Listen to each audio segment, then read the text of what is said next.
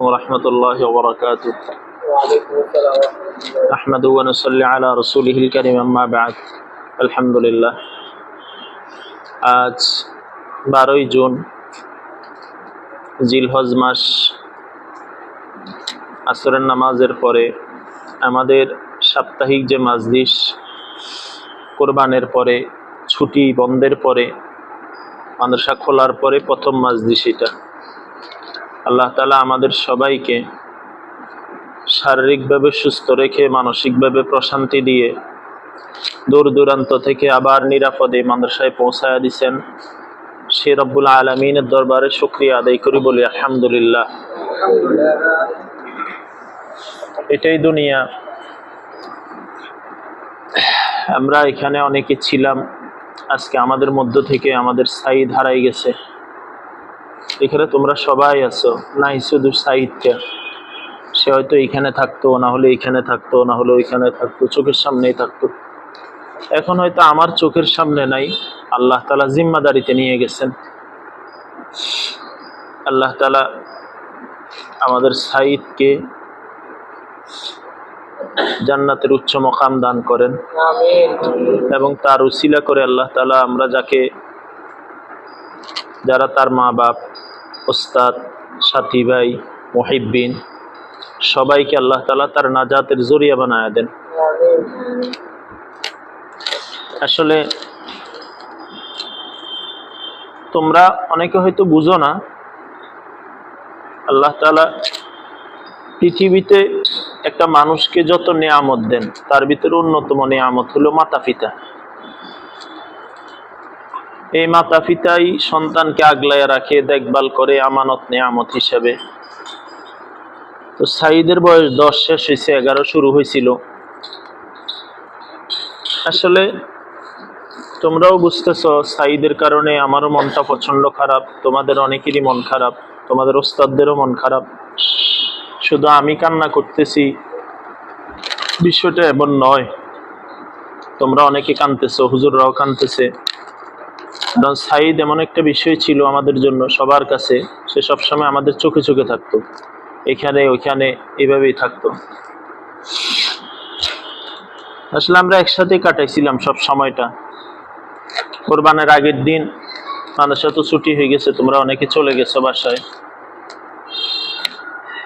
আমি সূরা তাহরিম 28 নম্বর পারার শেষ 2 পৃষ্ঠা ওর হুজুরও শোনাইছে, 19 নম্বর পৃষ্ঠা আমিও শুনছি, 20 নম্বর পৃষ্ঠা আমি শুনছি। সূরা তাহরিমটা আমার মুখস্থ আছে অনেক আগ থেকে, এবং মুখস্থ আছে যে টাইট ফিট মুখস্থ আছে। এটা যদি আমি 1 বছরও না পড়ি, এটা আমার ছুটে না, আলহামদুলিল্লাহ। টাইট ফিট মুখস্থ এটা। আমি কোথাও ফজর নামাজ পড়াইলে এই সূরাটা দিয়ে পড়াই বেশি। তা আমি ওরা বলতেছিলাম যে সাইদ আব্বু, এই সূরাটা আমার মুখস্থ আছে, তো আমার শোনান তো। পরে আমি পুরো সূরা ওরা শোনাইছি। পরে তো 2 দিনে পুরো পৃষ্ঠা পুরা আমার শোনাইলো। পরে আমি তারে উসুল করে দিছিলাম যে তুমি প্রতিদিন বাড়িতে যাবা, 13 পারা একবার তেলাওয়াত করবা। তো সে বলছিল আমি 3 পারা 5 পারা, যেটা বলে বাচ্চারা। তো কোরবানের দিন রাত্রে, কোরবানের আগের দিন রাত্রে আমাদের ইব্রাহিম আছে না, ইব্রাহিম সাইদের ঈদের দিন কেউ দেখছো এখানে? ওর গায়ে সুন্দর একটা জামা ছিল না, ওই জামাটা নতুন। ইব্রাহিমের বাপ আমাদের হাফেজ ইব্রাহিম এখানে পড়ছে যে, ইব্রাহিমের বাপ ওইখানে ওই যে আমাদের বাসার আগে দিয়ে একটা জায়গায় বিক্রি করে, বেচারাও ভালো মানুষ। তো ও বলতেছিল সাইদ আমার বলতে, আব্বু আমি কাটা পরবো, কাটা পাঞ্জাবি। আমি আচ্ছা পড়ার সমস্যা নাই, কাটা পড়লে তো আরো ভালো, আমার খরচ কম। পরে একটা পাঞ্জাবি পরে মিলাইছে, তবু একটু ছোট হয়ে গেছে সেই হিসাবে, ওই পাঞ্জাবিটা সে নিচ্ছে। তো ইব্রাহিমের বাপ বলতে, হুজুর এটা আমি 600-700 টাকা বিক্রি করি, সাইদের জন্য এটা 500 টাকা দেন। পরে 500 টাকা দিছে, আরো 50 টাকা সে আমার ফিরে দিছে। ওদের আমার 450 টাকা কিনা, আমার ছেলে।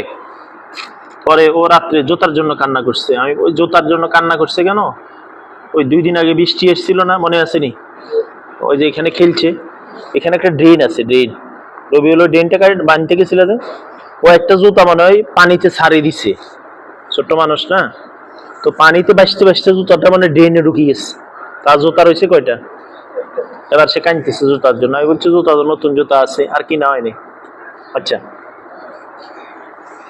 আরে সাইদ রে, কোরবানের দিন ফজরের নামাজের পর একসাথে জামাত পড়ছি আমি। নামাজ পড়ার পরে সেও সূরা ইয়াসিন পড়ছে, আমিও সূরা ইয়াসিন পড়ছি কোরবানের দিন। তা আমি বলতেছি আব্বু চা খাইতে মন চাইতেছে, বুসো জাগন, বুসো বুসো ফজর পড়ছিল না কোরবানির দিন, ও বুসো পড়ছিল, তাহলে আমি জামাত করছি দুজনের দুই পাশে নিয়ে। পরে সাইদ বলছে আব্বু আমি চা বানাই, সাইদ কিন্তু মাসাল্লাহ অনেক সুন্দর চা বানাইতে পারতো, ডিম ভাজি করতে পারতো। তারপর এমন ঘন করে চা বানাইছে, পরে চায়ের উপরে চা চা পাতি বাজতেছে। পরে আমি বলছি যে আব্বু এইগুলো সাকি নিয়ে আসো, চাকনি দিয়ে। পরে সাকি আনছে, চা খাইছি। পরে আমার কয় আব্বু চা কেমন হয়েছে, ভালো হয়েছে।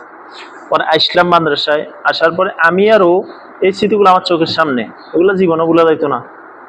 আমি আর এখানে ওই মসজিদে গিয়া দোতলায় গিয়া নামাজ পড়ছি, ঈদের নামাজ। ওইখানে ঈদের নামাজ পড়ে এখানে আসলাম।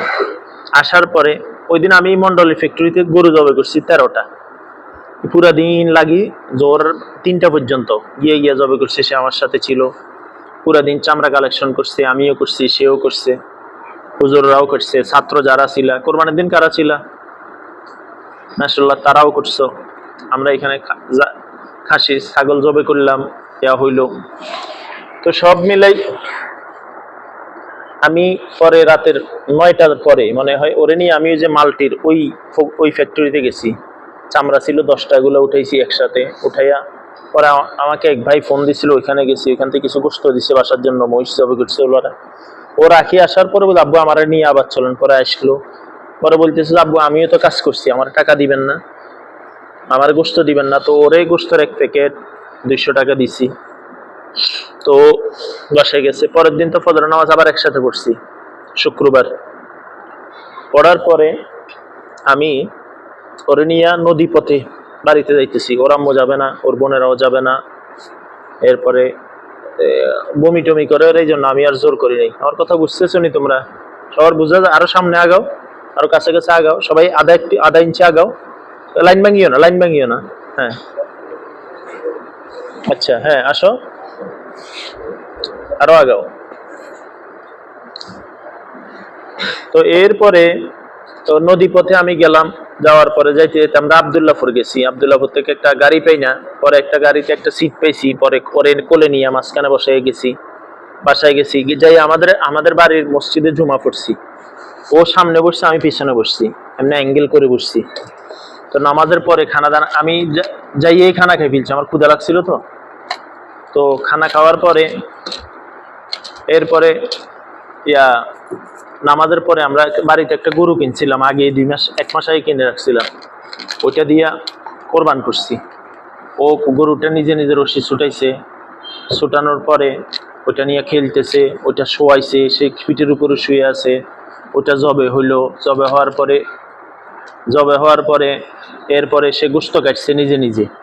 ওইটা ভিডিওটা আছে, আমার বাতিজা করছে মনে হয়, ও যে গরু ইয়া করছে। তো পরে ওরা আমি গোস্ত টুকরা করে দিতেছি, সে আরো টুকরা, আব্বু এটা হবে কিনা। ও তো ডেলি দিশে আবার আব্বু ডাক, তোমরা তো জানো 2 মিনিট সময় পেলে আমার কাছে চলে যেত। পরে কাটার পরে প্যাকেট করছে, 8টা প্যাকেট বানাইছে। মানে আমরা গরুটা জবে করে মোট 4 ভাগ করে ফেলছিলাম পুরা গরুটারে। আব্বা, আমি, মেজু ভাই 3 ভাগ, আর 1 ভাগ 3 জনের ভাগ থেকে 1 ভাগ করে আমাদের বোন, আত্মীয় স্বজন, গরিব যারা আছে এদেরকে দিয়ে দিচ্ছে। 8টা প্যাকেট বানাইছে, বানাইয়া সে ছোট প্যাকেট করছে, প্যাকেট করে ও যায় আমার মেজু ভাইয়ের বাসার ফ্রিজেও রেখে দিছে। ওগুলো বাসায় নিয়ে আসবে, একসাথে খাবে, আরো কিছুদিন অমুককে দিবে, তমুককে দিবে, এভাবে বলতেছে তার মতো করে। পরে মাগরিবের আগে দিয়া সব কাজ শেষ হয়েছে, গরুর মাথা যেটা এটা ক্লিয়ার হয় না। পরে আমার ছোট বোন আছে 3 কিলোমিটার দূরে, পরে নিয়ে মাথাটা দিয়ে দিবে, আর গোস্ত টোস্ত ওর বাগিনা, আমার বাগিনাটা আসছে। তো আমার বাগিনার আমি 500 টাকা দিছি। তো দেওয়ার পরে সাইদ বলতে আব্বু আমি টাকাটা দিই, আমাকে দাও। সে দিচ্ছে টাকাটা তারে। তো দেওয়ার পরে আমি ওর নিয়ে কালীবাজার যাইতেছি, গেছে। পরে আমি বললাম তোমার ফুফুর বাসা থেকে ঘুরে চলে আসো। পরে ওর ফুফুর বাসা থেকে চলে আসছে। আসার পরে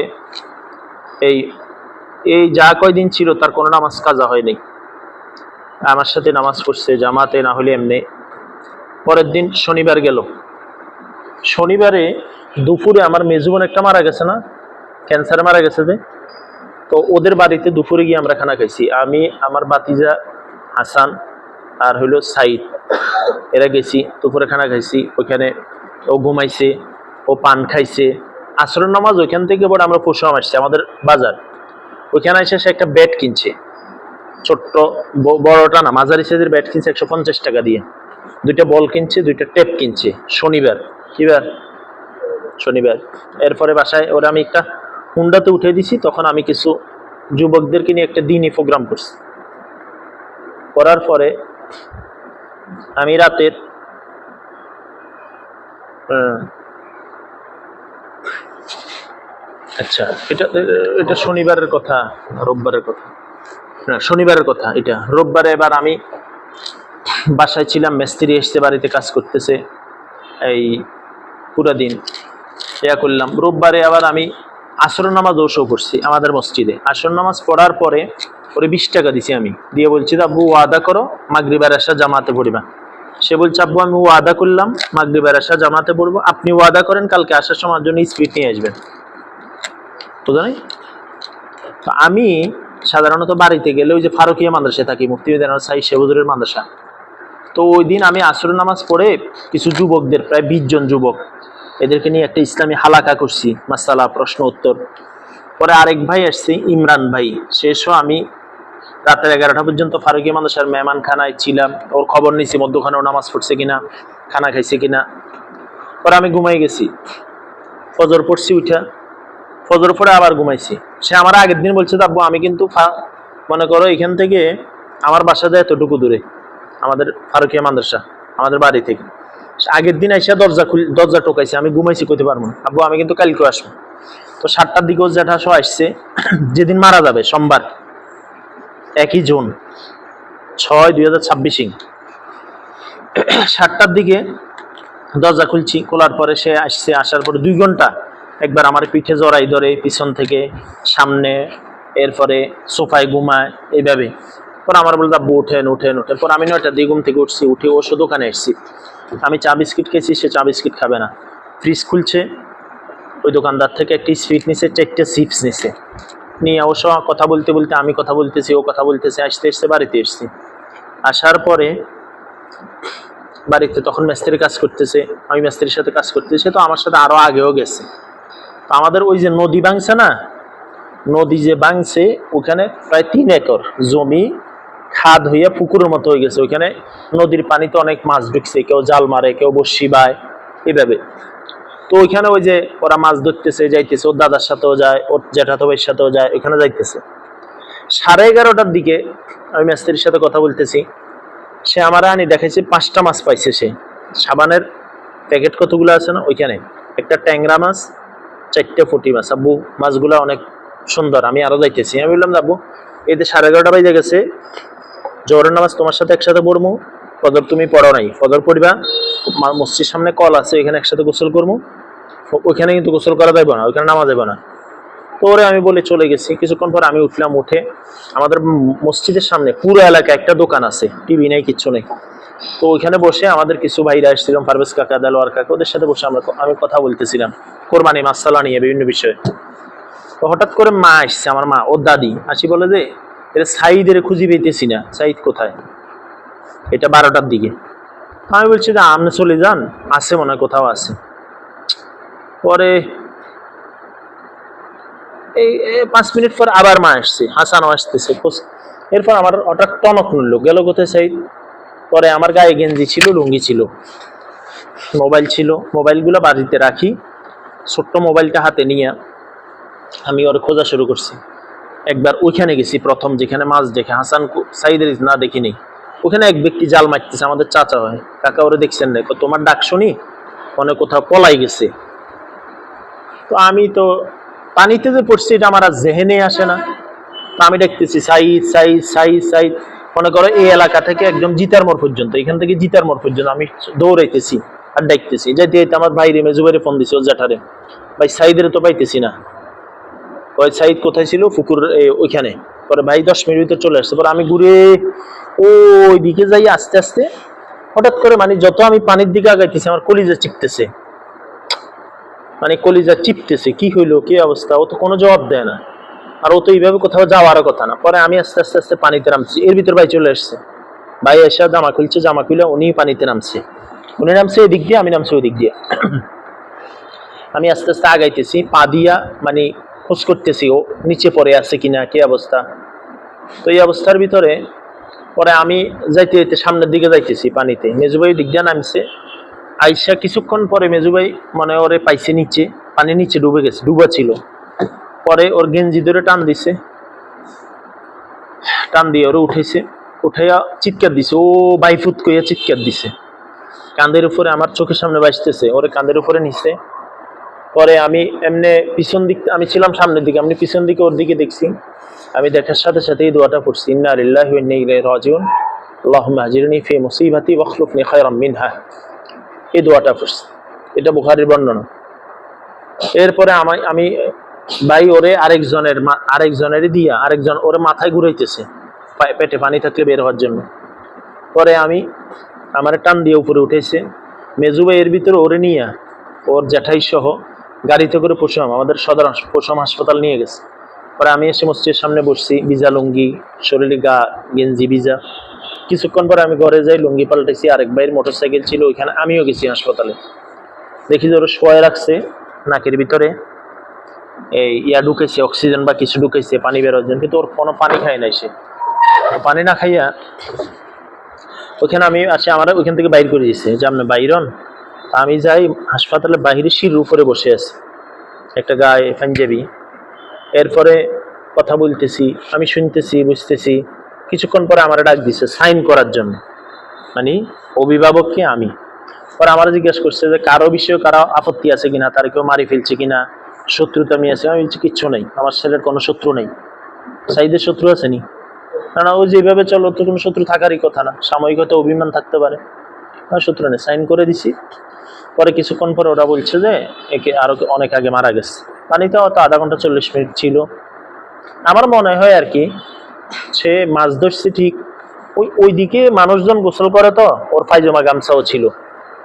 মনে হয় যে সে গোসল করার জন্য হালকা করে নামছে, পানিটা সমান না, যাইতে যাইতে হঠাৎ করে নিচে ডুবে গেছে, আর উঠতে পারে নাই। ওইভাবে নিঃশ্বাস চলে গেছে, নিচে চলে গেছে, এই জন্য আর পানিও খায় নাই।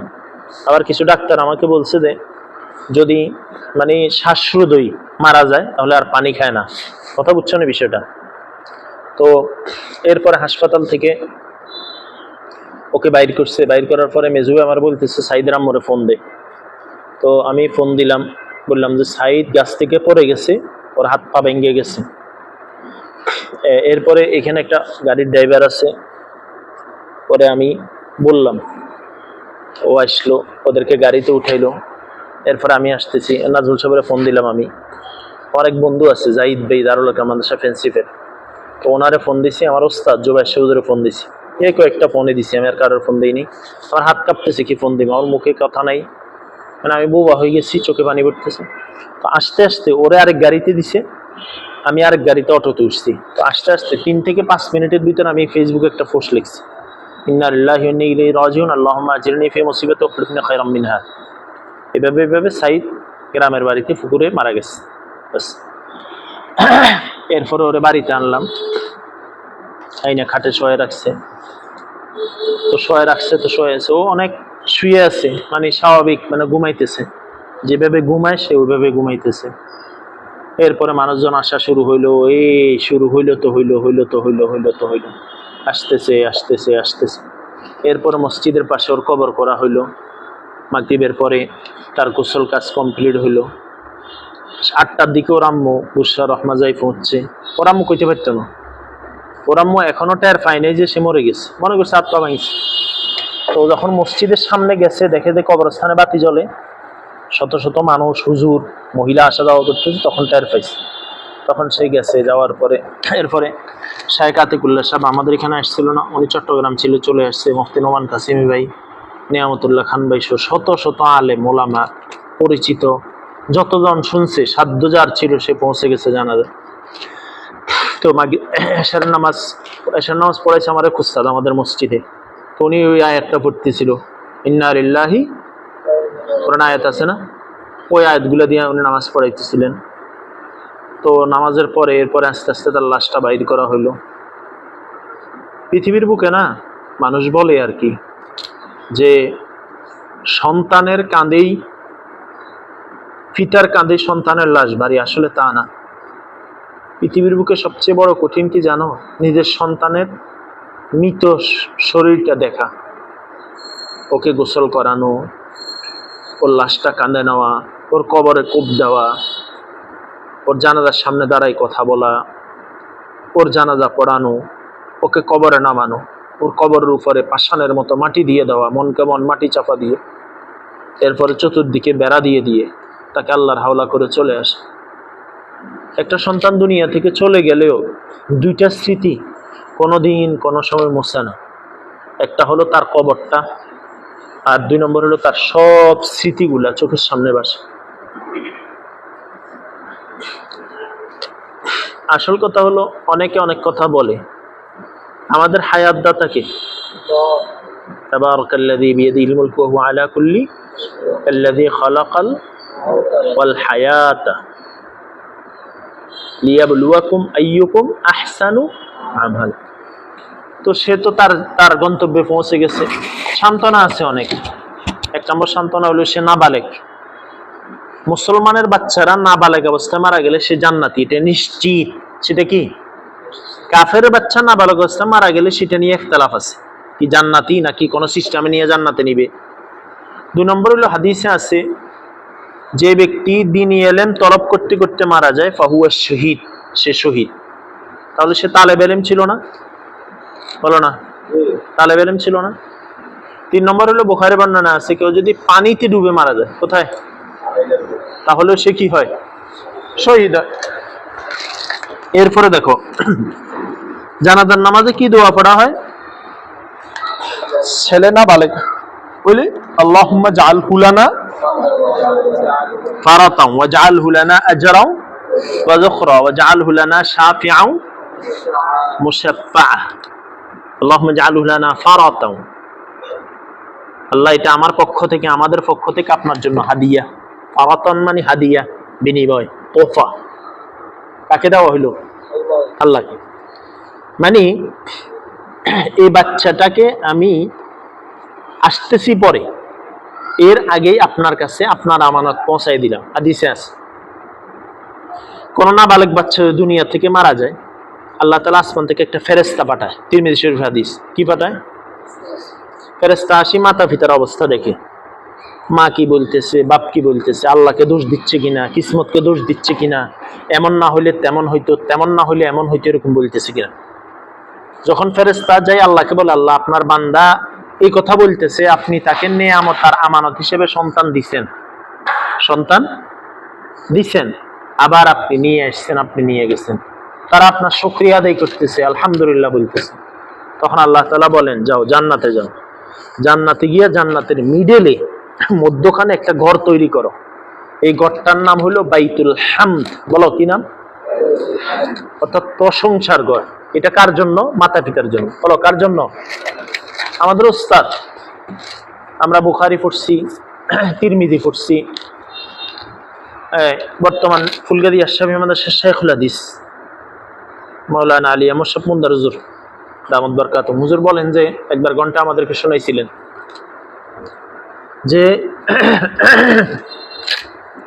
কোন নাবালেগ বাচ্চা যদি মারা যায়, কোন নাবালেগ বাচ্চা যদি কি মারা যায়, সাইদ নাবালেগ না, নাবালেগ বাচ্চা যদি মারা যায়, মারা যাওয়ার পরে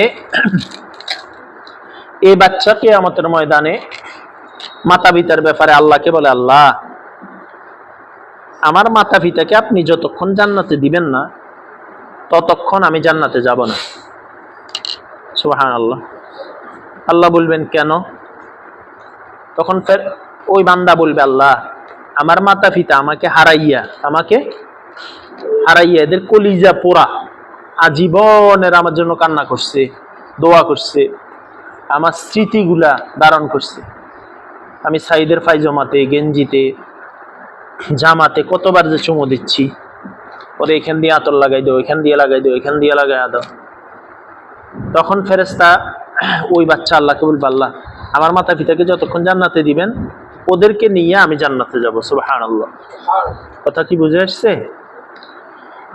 এই জন্য আল্লাহ দিছিলেন, আল্লাহ নিয়ে গেছেন।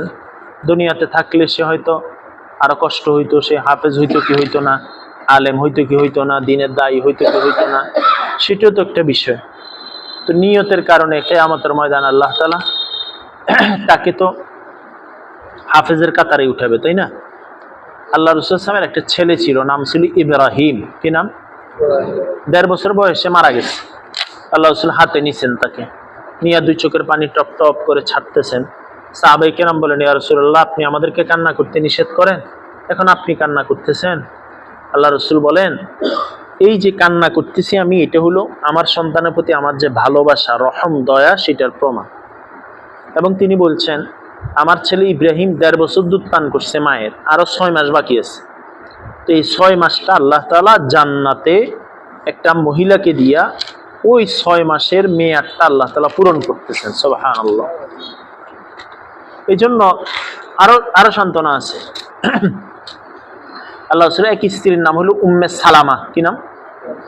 আল্লাহ রাসূলের স্ত্রীরা আমাদের কি বলো? মা। উম্মে সালামা রাদিয়াল্লাহু তাআলা আনহার স্বামীর নাম ছিল আবু সালামা। কি নাম? আবু সালামা রাদিয়াল্লাহু তাআলা আনহু যখন মারা গেছে, উনি বিধবা হয়ে গেছে না? আল্লাহ রাসূলকে কাছে আসি বলছি, ইয়া রাসূলুল্লাহ, আমার স্বামী তো মারা গেছে। আল্লাহ রাসূল তাকে একটা দোয়া শিখিয়ে দিয়েছিলেন। কি শিখিয়ে দিয়েছিলেন? কি দোয়া? ইন্না লিল্লাহি ওয়া ইন্না ইলাইহি রাজিউন। পড়ো সবাই। আল্লাহুম্মা আজিরনি ফি মুসিবাতি ওয়াখলুফনি খায়রাম মিনহা।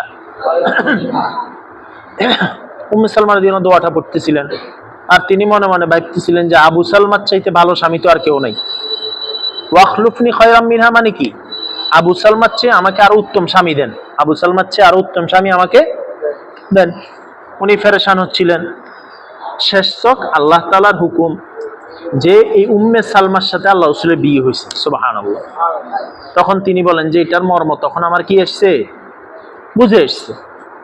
এটার মর্ম আমার কি বুঝে এসছে।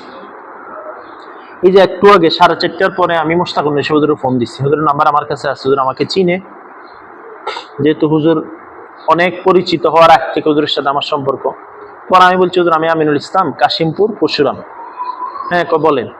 রমজানের আগে হুজুর উমরায় যাবে, আমি বাড়িতে গেছিলাম সাইদের নিয়ে। তো আমাদের ফেনী মহিফালে হুজুরের সাথে দেখা হয়েছে, তার সাথে আমার সাথে। আমি বলছি, হুজুর সাইদের পড়াতে মনোযোগ নাই, একটু দোয়া করে দেন। হুজুর হাত বুলে দিল, দোয়া করলো, আল্লাহ ভরসা ঠিক হয়ে যাবো, ছোট তো এখনো। পরে হুজুর আবার ওর 100 টাকা হাদিয়াও দিচ্ছে।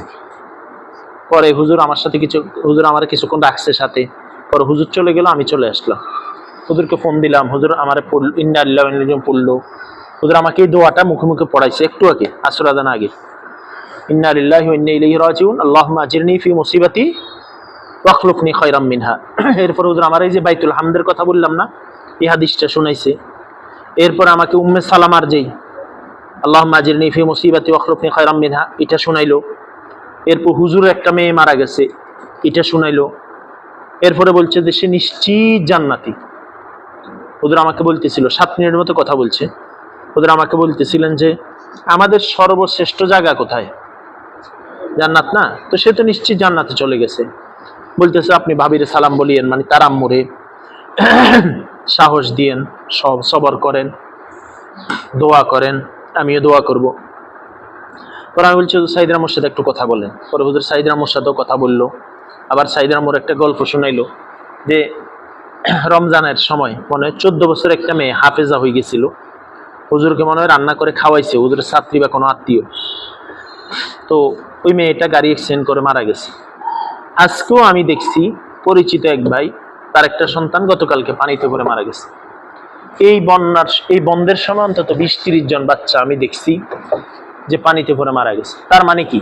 ফাইদা জা আজালুহুম লা ইস্তাকদিমুনা সাআতাও ওয়া লা ইস্তাখিরুন। নির্দিষ্ট সময় আসলে পরে 1 সেকেন্ড আগেও থাকবে না, 1 সেকেন্ড পরেও থাকবে না। তার হায়াত যতটুকু ছিল সে মালিকের প্রিয় হয়ে গেছে। আমরা এখন এত প্রিয় হইতে পারি নাই, ঠিক না? সে নাবালেগ থাকতে থাকতে আল্লাহর কাছে চলে গেছে, তার সর্বোচ্চ জায়গা জান্নাতে সে চলে গেছে। সে তালেব ইলম ছিল, শহীদ হয়ে গেছে। সে পানিতে পড়ে মারা গেছে, শহীদ হয়ে গেছে। আবার মাতা পিতার জন্য জরিয়াও হয়ে গেছে। 2 বুজুর্গ বলে গল্প করতেছে, কি করতেছে?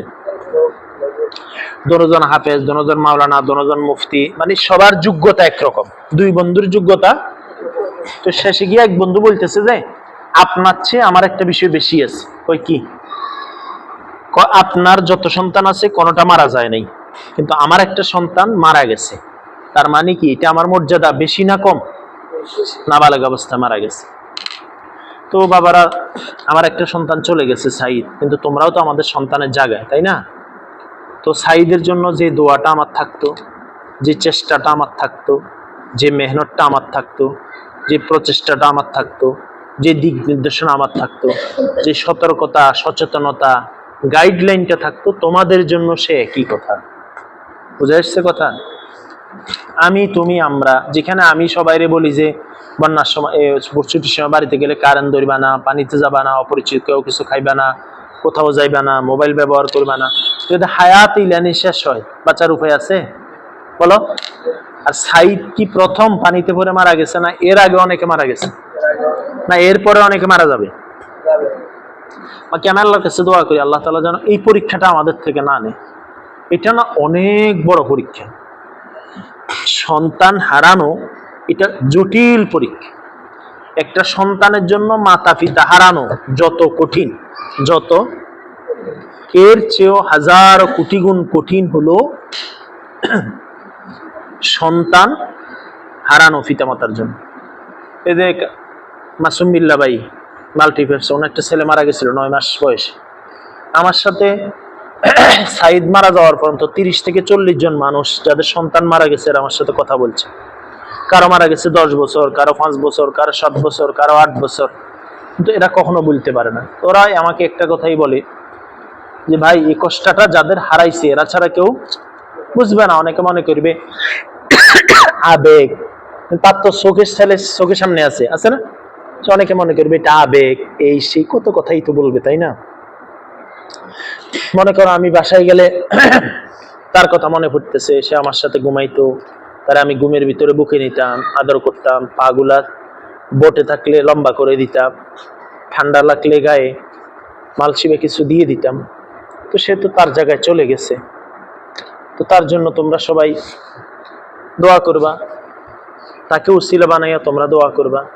তার আচরণে, আখলাকে, উচ্চারণে কোনো লাইনে যদি কষ্ট পেয়ে থাকো, ছোট মানুষ, তোমরাও ছোট, সেও ছোট, তোমরাও তাকে মাফ করে দিবা। সে তো চলেই গেছে, তার তো আর মাফের দরকার নাই, তাই না? সবাই মিলেমিশে থাকবা, ঠিক না? মনে করো তোমাদের ভিতরে কেউ যদি সাইদের 2টা কিল দিছো, কথার কথা, এটা মনে হইতেছে তোমার ভিতরে অন্যায় হয়েছে, এখন কি সাইদের পাইবা তুমি মাফ চাইতা? বলো। আচ্ছা, এখন তোমরা যারা জিন্দা আছো, একে অপরকে তোমরা কি পাইবা? বলো, একে অপরকে তোমরা পাইবা? তো এই জন্য একে অপরকে কষ্ট দিবা না, ঠিক আছে না? ইনশাআল্লাহ কেউ কাউকে কখনো কি করবা না, আঘাত করবা না, কষ্ট দিবা না, ইনশাআল্লাহ। বলো, মনে থাকবে? আমার জন্য দোয়া করি, আমার অনেক কষ্ট হয়, অসম্ভব কষ্ট হয়, আমার কলিজাটা কাঁপে। সাইদ মারা যাওয়ার পর থেকে আমার এই বুকে এখানে ব্যথা, অসম্ভব ব্যথা করে, এরপরে চোখের পানি পড়ে, রাত্রে ঘুমাইলে আমি 1 ঘন্টা পর পর জাগ্রত হয়ে যাই। আমার কাছে মনে হয় সে আমাকে ডাকতেছে, অফিসে বসলে মনে হইতেছে সে গোসল করে বের হইতেছে, সে আমাকে ডাকতেছে, 10 টাকা চাইতেছে। এরপরে এই স্মৃতিগুলো, হাজারো স্মৃতি মনে পড়তেছে। তো তার জন্য তোমরা দোয়া করবে, আমিও তোমাদের জন্য দোয়া করবো, ঠিক আছে ইনশাল্লাহ? কেউ কাউকে কষ্ট দিও না, ঠিক আছে না? কেউ কাউকে আঘাত করিও না। সবাই পড়াতে মনোযোগ দাও, আমলে মনোযোগ দাও, আখলাকে মনোযোগ দাও। তোমাদের প্রত্যেকের বাবা তোমাদেরকে ভালোবাসে, প্রত্যেকের মা তোমাদেরকে ভালোবাসে। মা বাবার কাছে বারবার মাফ চাইবে। তোমার আচরণে, উচ্চারণে, আখলাকে, কথায়, বার্তায় যেন তোমার মা বাপ কষ্ট না পায়, ঠিক আছে না ইনশাআল্লাহ? মনে থাকবে? মা বাপ যেন কষ্ট না পায়। আবার মা বাপ যা চাইবা তা যদি দিতেও না পারে, মা বাপকে কিছু বলিও না। সবার ইচ্ছে থাকে সন্তানটাকে ভালো খাওয়ানো, ভালো পড়ানো, ভালো কিছু করা। তো সবার তৌফিক থাকে না, সাধ্য থাকে সবার, সাধ্য থাকে না সবার। এই বিষয়গুলো খেয়াল রাখবা, মনে থাকবে ইনশাআল্লাহ? পড়াতে মনোযোগ দিবা, ওজোর দিবা না। এই জ্বর, সেই জ্বর, জ্বরের জ্বর, ছুটির জ্বর, এগুলা বাদ দিয়ে সবাই পড়াতে মনোযোগ লাগাও, আল্লাহ বরকত দিবে ইনশাআল্লাহ, ঠিক আছে না? আমিও তোমাদের জন্য মন ভরে দোয়া করব, তোমরাও আমার জন্য মন ভরে দোয়া করবে। আসলে আমার মন টিকতেছে না, মাদ্রাসায়ও টিকতেছে না, বাসায়ও টিকতেছে না। মানে না পারতেছি আমি চিল্লাইয়ে কানতে, না পারতেছি হজম করতে। বুঝো না এই কথাটা? যে ছেলেটা আমাকে ডেলি 200 বার আব্বু ডাকতো, আজকে সে আমার কাছে নেই, সে আল্লাহর কাছে। তারে আমি গোসল করাইতাম, তার মাথা আমি মুছে দিতাম, তারা আমি খাওয়াইতাম, তারে আমার সাথে বাজারে পাঠাইতাম, বাজারে নিয়ে যাইতাম, দোয়া পড়াইতাম। কত হাজারো আলেম ওলামার দোয়া তার উপরে আছে। তারে তার ফুফুর বাড়ি, আত্মীয় স্বজন বাড়ি সবাইকে আমি চিনাইছি। ওই যে একটা কথা আছে না, যখন এসেছিলে ভবে কেঁদেছিলে একা হেসেছিল সবে, এমন জীবন তুমি করিও গঠন, মরণে হাসিবে তুমি কান্দিবে ভুবন। সে চলে গেছে, হাজার লক্ষ মানুষকে সে কান্না করাই গেছে। তাকে চিনে যারা তারাও কাঁদে, তাকে চিনে না যারা তারাও কাঁদে। কেউ ফেসবুকে দেখে কাঁদে, কেউ অনলাইনে দেখে, অফলাইনে দেখে কাঁদে। তো আল্লাহ তাআলা তাকে কবুল করছে, সবার ভালোবাসাও সে পাইছে, সবার ভালোবাসা নিয়ে সে কবরে আছে, জান্নাতে আছে। আল্লাহ তাআলা আমাদেরকে কবুল করেন, আল্লাহ তাআলা আমাদেরকে মাফ করে দেন, আল্লাহ তাআলা আমাদেরকে সবরে জামিল দান করেন, আল্লাহ তাআলা আমাদেরকে নেয়ামল বদলা দান করেন, আল্লাহ তাআলা তার মাকেও সবর করার তৌফিক দেন। কালকে রাত্রে ওর মা বলতেছিল যে আমি কাইনতেও পারতেছি না, পাথর হয়ে গেছে। ও বলতেছিল যে মনে হয় যে আমি হার্ট অ্যাটাক করবো, স্ট্রোক করবো। আসলে সেও তো অনেক আদর করতো, অসম্ভব আদর করতো। এখনো বাসায় গেলে তারে দুই মুখে আদর না করলে, কোলে না নিলে, তোমাদের সামনে তো আমি অনেক ওরে কোলে নিছি না, ওরে কোলে নেওয়া আসলে অনেক স্মৃতি, এগুলো ভুলার জায়গায় নাই। এই স্মৃতি আমাকে আজীবন বই বেড়াইতে হবে। 1 মাস 2 মাস পরে হয়তো তোমাদেরও মনে থাকবে না, তোমরাও পড়া দিকে বা অন্যদিকে ব্যস্ত হয়ে যাবে, কিন্তু এই স্মৃতিটা তো আমাকে আজীবন বই বেড়াইতে হবে। ইন্না লিল্লাহি ওয়া ইন্না ইলাইহি রাজিউন। আল্লাহুম্মা আজিরনি ফি মুসিবাতি ওয়া আখলুফনি খায়রাম মিনহা। আল্লাহ তোমাদেরকে আমাদেরকে কবুল করেন। আল্লাহ কিয়ামতের ময়দানে আমরা যখন আটকে যাব, ঠকে যাব, সেই মুহূর্তে আল্লাহ তাআলা সাঈদকে আমাদের সবার নাজাতের জরিয়া বানায় দেন। আসসালামু আলাইকুম ওয়া রাহমাতুল্লাহি ওয়া বারাকাতুহু।